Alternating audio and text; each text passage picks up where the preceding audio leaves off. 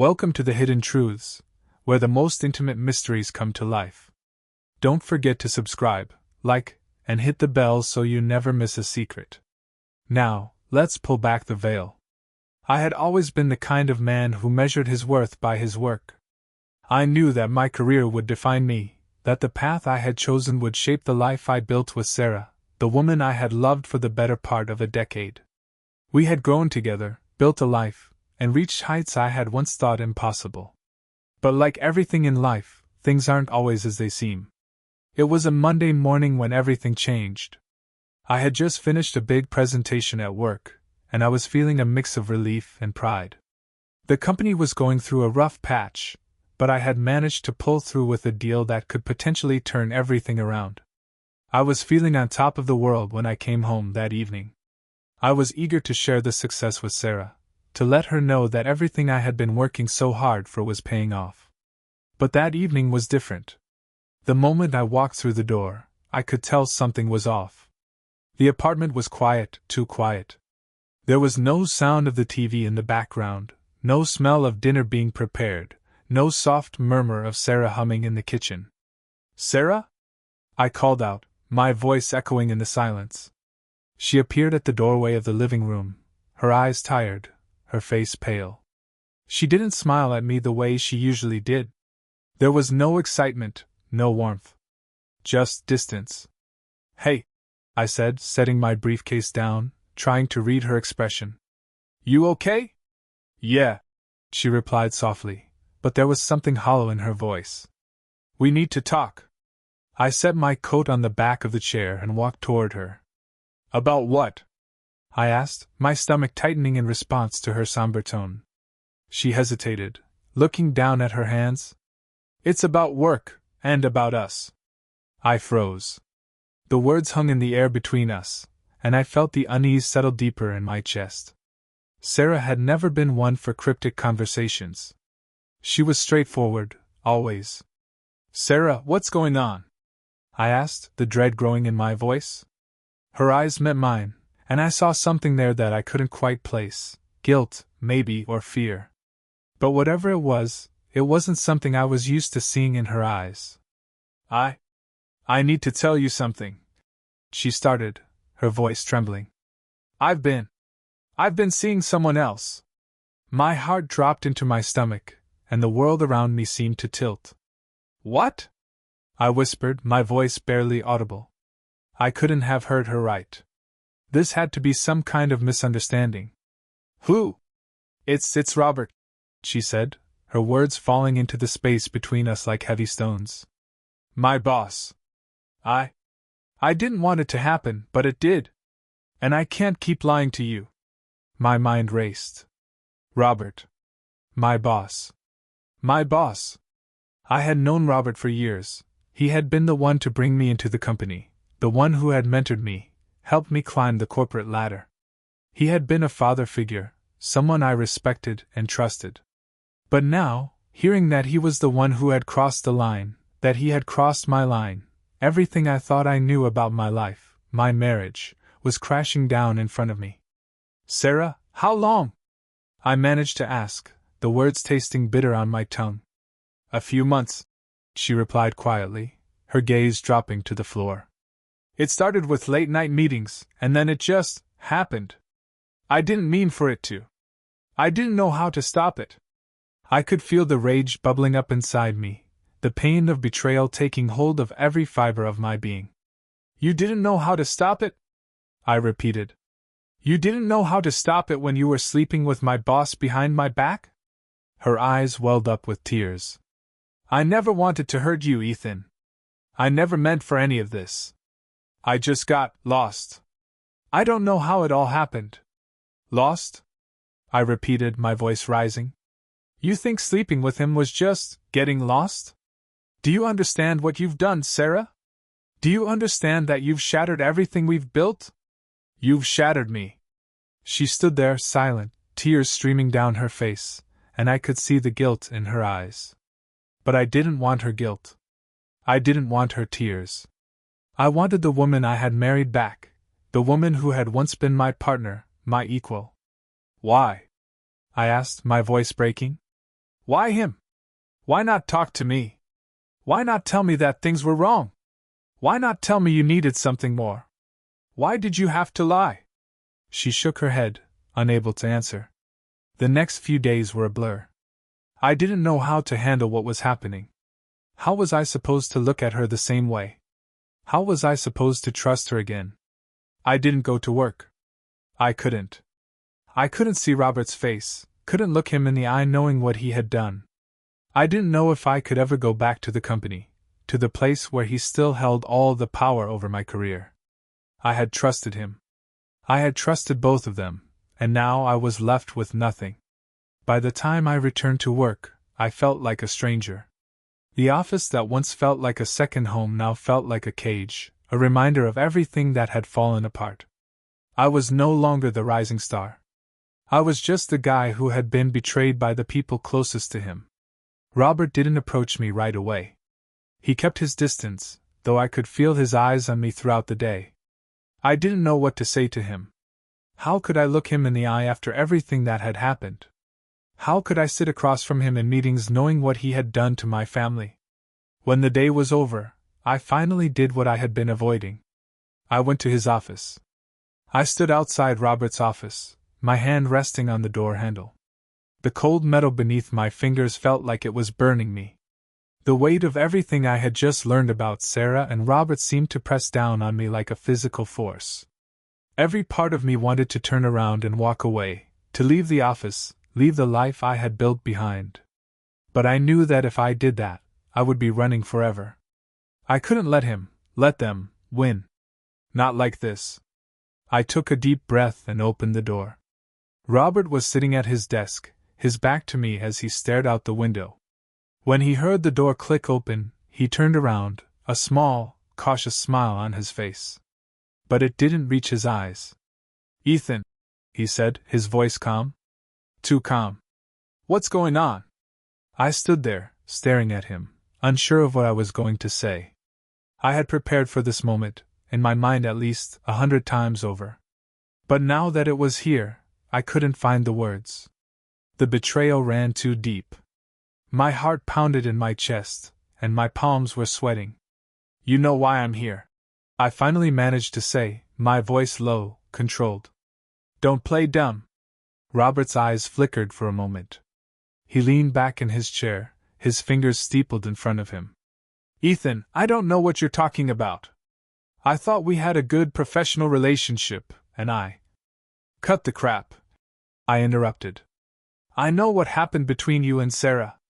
His face didn't change, but I saw a flicker of something I couldn't quite place, in his eyes. His mask was slipping. But he recovered quickly. "I'm not sure what you're implying," he said slowly, the coldness of his tone sending a chill through me. "Don't play that game with me," I said, stepping further into his office. "I know you've been seeing her. I know everything. And I want you to explain it to me." "Why?" Robert's gaze didn't waver. He sat there for a long moment, the tension in the air almost suffocating. "I didn't want this to happen, Ethan. I didn't plan it. It just happened." I stepped closer to him, my voice rising with the surge of anger I could no longer contain. "It just happened? That's your excuse? You've been working with me for years, mentoring me, building a career together, and this is how you repay me? By betraying me with my own wife? I didn't mean to hurt you," Robert said, his voice quieter now, his hands shifting nervously on his desk. "It was a mistake. A stupid mistake. But it happened. And we're both responsible." I shook my head, disbelief flooding my system. "No, Robert. You don't get to say that. You don't get to play the victim here. You knew exactly what you were doing. You knew exactly how much you were destroying. You knew who you were betraying." "I'm sorry," he said, his voice almost pleading now, the confidence cracking. "I never wanted this. I never wanted to hurt you. You're a good man, Ethan. A good friend. And I never—" "A good friend?" I spat, my frustration finally bubbling over. "You're not my friend anymore. You were never my friend. I trusted you. I trusted both of you. And you took that trust and turned it into this disaster.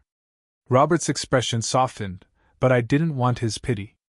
I didn't want him to feel sorry for me. I never meant for things to get this far, he said again, his voice shaking. I didn't want to destroy your life. But I did. And for that, I'm sorry. The words felt hollow. They didn't matter. They couldn't take back the damage. They couldn't erase the lies.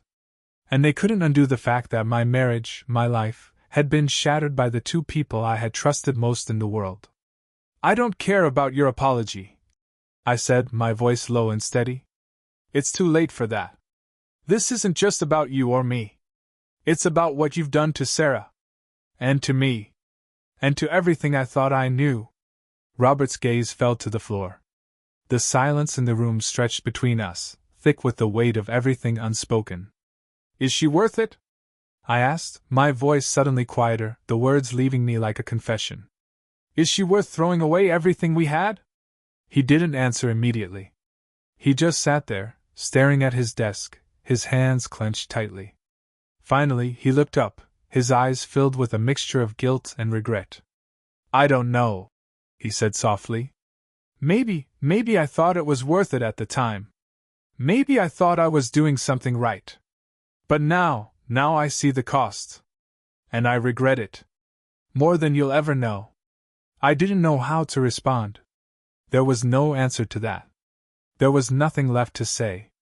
The damage had been done, and I was standing in the ruins of my own life. You've destroyed everything, I said, my voice cold. Everything. And now I have to figure out what's left. Robert didn't speak again. He didn't have to. His silence spoke louder than anything he could have said. I left his office without another word. As I walked down the hallway, my mind was racing. I felt like I had just stepped out of a nightmare and into reality. The world I had built, the world I had worked so hard for, was gone. My marriage, my career, my friendships, all of it had been shattered. And now, I was left to pick up the pieces. When I returned home that night, Sarah was sitting on the couch, her eyes downcast. She didn't look up when I entered. I didn't speak at first. I didn't know what to say. What could I say? I saw Robert today, I said finally, breaking the silence. He told me everything. She didn't flinch. She didn't look surprised. She just nodded slowly. I'm sorry, she whispered, her voice breaking. I never wanted this. I didn't mean for it to happen. Stop, I said, my voice firm. I don't need your apology. I don't need your explanations. You did this. You made this choice. You destroyed everything we had. You destroyed me. I never wanted to hurt you, Ethan, she said again, her voice small. I love you. I always have. Then why? I asked, the question I had been dying to ask for weeks. Why did you do it? Why did you sleep with him? Her eyes filled with tears, but I didn't care. I don't know, she said quietly, her voice trembling. I think I was lost. I didn't know who I was anymore. And Robert, he made me feel seen. He made me feel alive again. I don't care about Robert, I said, my voice cracking. I care about you. I cared about you. And now, I don't know who you are anymore. She was silent, tears streaming down her face. I'm sorry, she whispered again. I never meant for it to go this far. I never meant to hurt you. But it was too late for apologies. It was too late for explanations. The truth was out. The damage was done. And now, I had to figure out what to do with the wreckage of my life. The days that followed were filled with a kind of quiet numbness. I didn't know what I was supposed to do. I didn't know what was left. The life I had worked so hard for, the life I had built with Sarah, was gone. But as the days passed, something shifted. I wasn't sure when it happened, but it did. The anger, the betrayal, the pain, they didn't go away, but I started to see them for what they were: scars. Scars that I could live with, scars that would eventually heal. I had to move forward. I had to leave behind the man I had been and become something new. The hardest part about the aftermath wasn't the betrayal itself. It wasn't the lies or the broken promises. It wasn't even the emptiness that filled the house after Sarah left. The hardest part was the realization that, for the first time in my life, I didn't know who I was anymore. I had spent so much of my time and energy building a life around her, around us. But now, with her gone, I was left with nothing but the pieces of a life that no longer made sense. I couldn't just jump into another relationship. I couldn't just move on. There was no quick fix, no simple way to patch up the holes in my heart. I spent the first few days in a daze. I couldn't focus on anything. Work became meaningless. I couldn't escape the constant loop of questions in my head. What went wrong? How could I have missed this? Was I that blind? But as the days turned into weeks, I began to see things more clearly. I started to understand that the life I had with Sarah was built on more than just love. It was built on expectations, on the idea of what we were supposed to be, not what we actually were. And that, I realized, was the lie. I didn't speak to Sarah for weeks. She tried calling a few times, but I didn't pick up. I couldn't. I couldn't hear her voice. I couldn't hear her apologies. The damage was done, and there was nothing she could say that would fix it. But even as I avoided her, I couldn't avoid the truth. The truth was that I still loved her. Despite everything, despite the pain, there was still a part of me that wished things could go back to the way they were. But that wasn't possible. Not anymore. She had chosen Robert, and I had to accept that. It was around this time that I began to notice the shift in myself. I wasn't consumed by the anger I had felt in the early days. The fury had faded, replaced by a kind of quiet determination. I wasn't sure what the future held, but I knew that I couldn't keep living in the shadow of what had happened. I had to start over, not for anyone else, but for me. I started working out again. It wasn't about revenge. It wasn't about punishing Sarah or anyone else. It was about taking care of myself. About reclaiming something that was mine. I also started seeing a therapist. It was something I had been avoiding for months. I didn't think I needed it, but the truth was I did. I needed to understand what had happened, why I had allowed myself to stay in a relationship that wasn't fulfilling.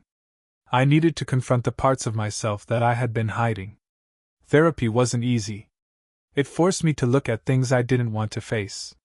It made me realize how much I had given up, how much I had sacrificed to maintain an image of a perfect life. But it also made me realize that I wasn't broken. I had been hurt, yes, but I wasn't shattered. I could rebuild.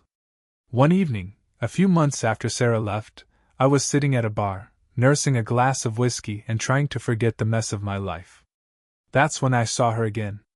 Elena. She had come into the bar with a friend, laughing, her eyes bright, her energy infectious.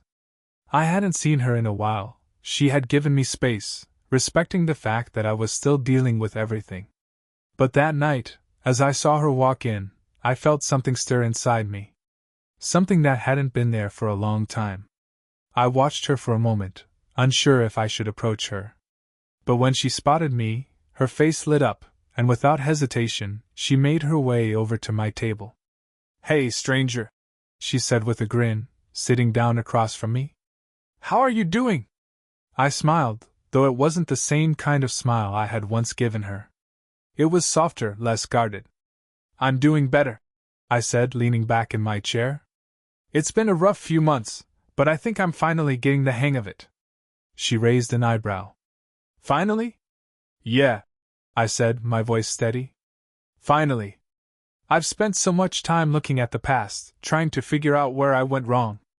But now, I'm focused on moving forward." She smiled, a small, understanding smile. "That's good to hear. I'm really glad you're doing better. You deserve it." "I don't deserve it," I said quietly.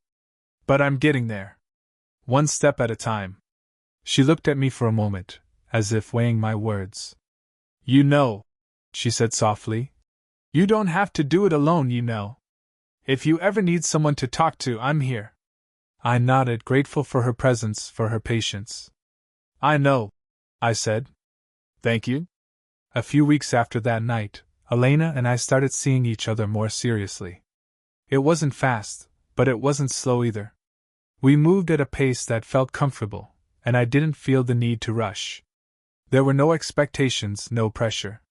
We just were. And for the first time in a long time, I felt like I was living again.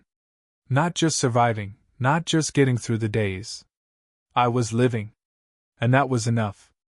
But even as things with Elena grew more serious, there was still something I had to face. Something I couldn't avoid anymore. One morning, Sarah showed up at my apartment. I wasn't expecting her. I hadn't spoken to her since our last conversation, and I had no intention of revisiting the past. But there she was, standing at the door, looking like a woman who had lost everything. "Ethan," she said, her voice thick with emotion. "Can we talk?" I hesitated, not sure if I was ready to hear anything she had to say. But I stepped aside and let her in. She didn't sit down. She just stood there, looking at me like she didn't know what to say. For a long time, there was only silence between us. "I know you don't want to hear this," she said finally, her voice trembling. "But I need you to know that I've made a huge mistake. I don't expect you to forgive me. I don't even deserve your forgiveness. But I'm sorry. For everything." I looked at her, seeing the pain in her eyes. But I also saw something else, a truth that had been hiding behind the guilt. She wasn't sorry for what she had done to me. She was sorry for what she had done to herself. "I'm not here to forgive you, Sarah," I said, my voice calm but firm. "I'm here to tell you that I'm done. I'm done with the lies. I'm done with the pain. I'm moving on. And I'm not looking back." Her eyes filled with tears, but I didn't feel sympathy. I didn't feel anger. I just felt empty. The woman I had loved was gone, and in her place was someone who had broken my trust, someone who had destroyed what we had built together. And I wasn't going to waste any more time on her. "Goodbye, Sarah," I said quietly, my voice steady. "I hope you find peace." She left, and I didn't look back. The days following Sarah's visit were harder than I had anticipated. There was a strange emptiness that crept in, a silence that seemed to grow louder as time passed. The conversations we'd had, the moments we shared, had all been based on a lie. And now, in the aftermath of her confession, I was left to pick up the pieces of a life that no longer felt like mine. I kept moving, kept going through the motions. I didn't want to let the sadness consume me, so I buried myself in work, in routine, in anything that could keep my mind from wandering back to her.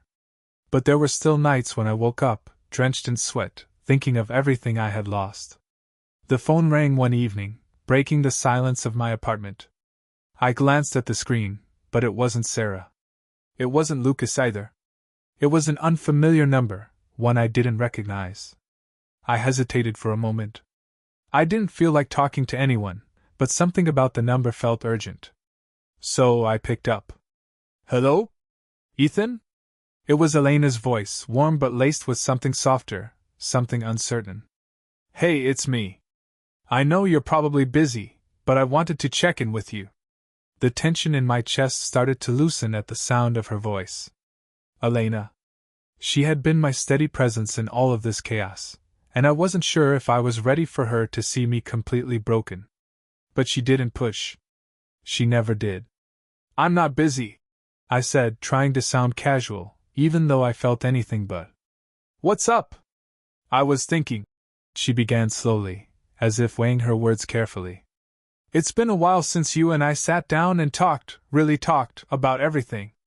And I wanted to know how you're doing. Like really doing. No distractions. No walls."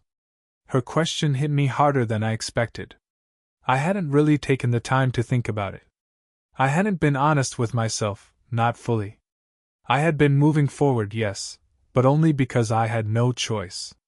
I didn't know what healing looked like yet. I didn't know how to even start the process. "I don't know how to answer that," I said finally, my voice rough. "I'm not broken, if that's what you mean. I'm still figuring it out. Still moving through it. I think I'm okay. But you're not really okay, are you?" Elena pressed, her voice soft but insistent. "I can hear it in your voice, Ethan.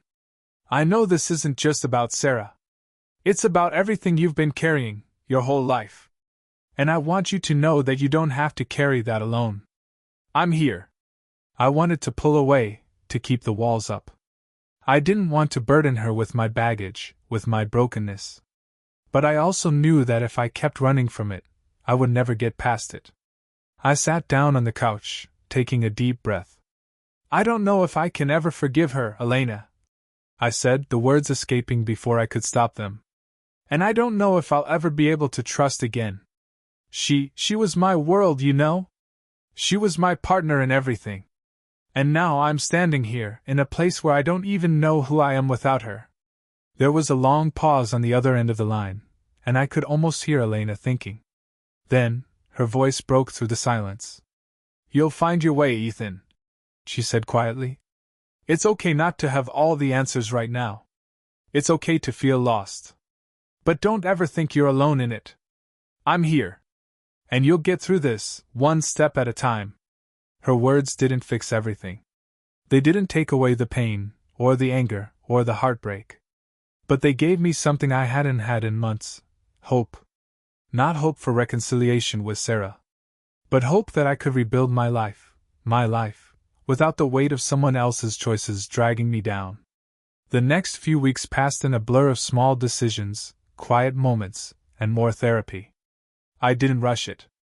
I didn't feel the need to speed through my recovery like it was something to be finished. I began to accept that healing wasn't linear.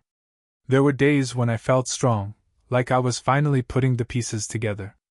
And there were days when I felt like I was back at square one, drowning in the pain of it all. But as time went on, I found myself letting go. Slowly, bit by bit, I started to understand that I was the one who could move forward, not Sarah, not Lucas. I had spent so long letting other people dictate my life, letting them make choices for me. But now, I was the one who would decide what came next. One evening, about a month after Sarah had left, I found myself standing outside the apartment, staring at the city below. The lights flickered in the distance, casting a soft glow across the skyline. I had been so focused on what I had lost that I hadn't realized what I still had. I wasn't the man I had been before. The man who thought he could fix everything, who thought he had to hold on to everything, no matter the cost. I was someone different now. Stronger. Wiser. But most importantly, free. The door opened behind me, and Elena stepped outside, her presence calm and steady. She didn't say anything. She didn't have to. We stood there together, just watching the city, letting the quiet of the night settle over us. "You're going to be okay," she said, her voice gentle but sure.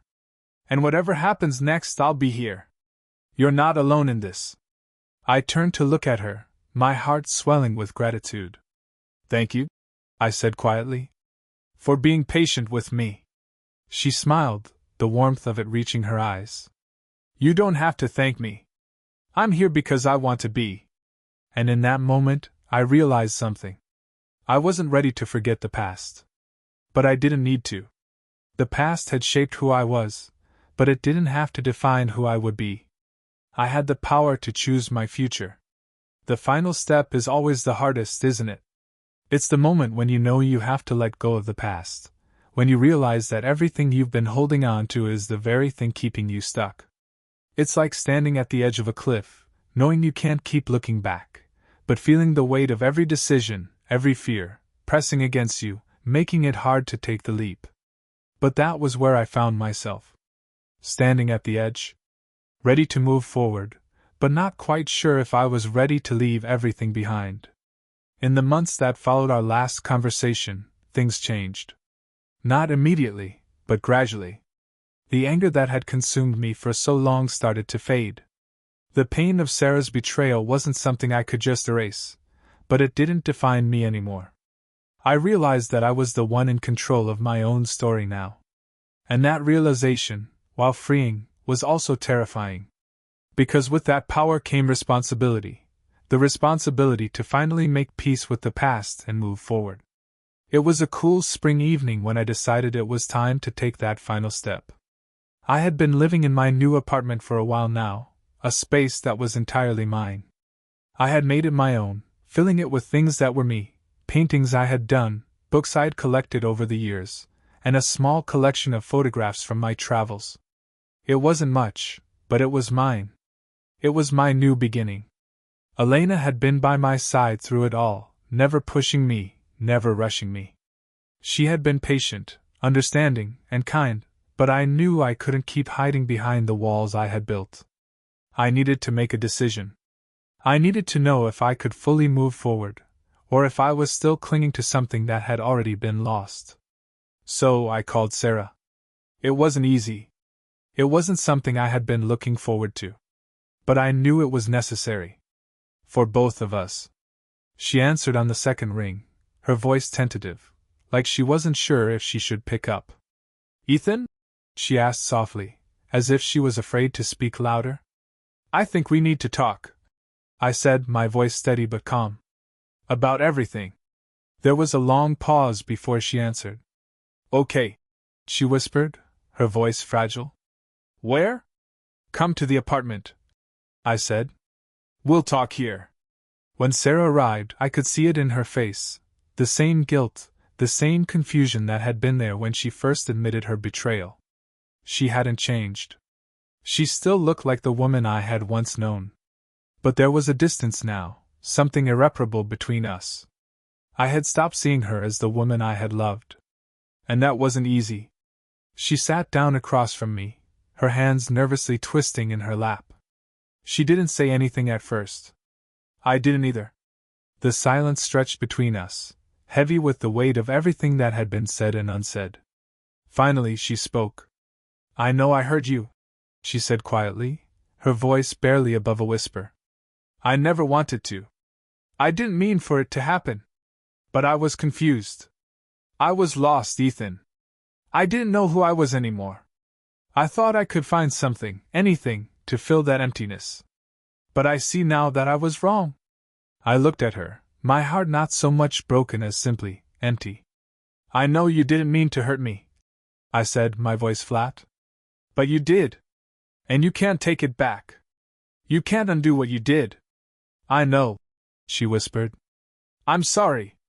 But I can't keep living in the past, Sarah," I said, my voice finally breaking. "I can't keep letting this define me. You've chosen your path, and I've chosen mine." She nodded, her eyes brimming with tears. "I understand. I know I don't deserve your forgiveness. But I wanted to tell you that I'm sorry. I'm truly sorry for everything." I sat there in silence, feeling the weight of her words, but not feeling the need to say more. She didn't need to say anything else. I didn't need her apology. I didn't need her to fix what was broken. "I'm done with this, Sarah," I said, finally finding the strength to speak the words that had been sitting in my chest for so long. "I'm done with trying to figure out what went wrong. I'm done with trying to make it right. I'm moving on. And I need you to do the same." She looked at me for a moment, her eyes searching mine, as if looking for some sign that things could go back to the way they were. But I didn't give her that. I didn't need to. I had already made my decision. "Goodbye, Sarah," I said softly, standing up and walking toward the door. She stood up too, her hands trembling as she wiped her eyes. "Goodbye, Ethan," she said, her voice breaking. I opened the door, not looking back, and walked out of the apartment, leaving the past behind. The weeks that followed were filled with a quiet sense of clarity. I didn't need to be angry anymore. I didn't need to punish Sarah, or Lucas, or anyone else for the choices they had made. I didn't need to carry their mistakes anymore. Elena and I continued to grow closer, but it wasn't about filling the empty spaces left by Sarah. It was about building something new, something real. Elena didn't rush me. She didn't push me to heal faster than I was ready for. She gave me the space I needed to breathe, and in return, I gave her the space to be who she was, without the shadows of my past hanging over us. We spent quiet weekends together, watching movies, cooking meals, and talking about everything and nothing. And slowly, I started to realize that this was what it felt like to be truly alive again. Not just existing, not just going through the motions, but living. It was a year after Sarah's betrayal when I finally understood something important. I had spent so much time trying to make sense of the past, trying to put the pieces back together, that I had forgotten something crucial. Life wasn't about the things we lose. It was about what we choose to build after. I had lost a marriage, a friendship, a life I thought I understood. But in the process, I had gained something else, myself. I had learned to let go of the anger, the pain, and the resentment that had once controlled me. I had learned that forgiveness wasn't about excusing what had been done, but about freeing myself from the burden of carrying it. And with that freedom came peace. One evening, as the sun set over the city, Elena and I sat together on the balcony, the cool breeze brushing against our skin. I looked at her, feeling a warmth in my chest that I hadn't felt in years. For the first time in a long time, I wasn't looking back. "I think I'm ready to keep moving forward," I said softly, my fingers gently tracing the back of her hand. She smiled, her eyes soft and understanding. "I'm here with you.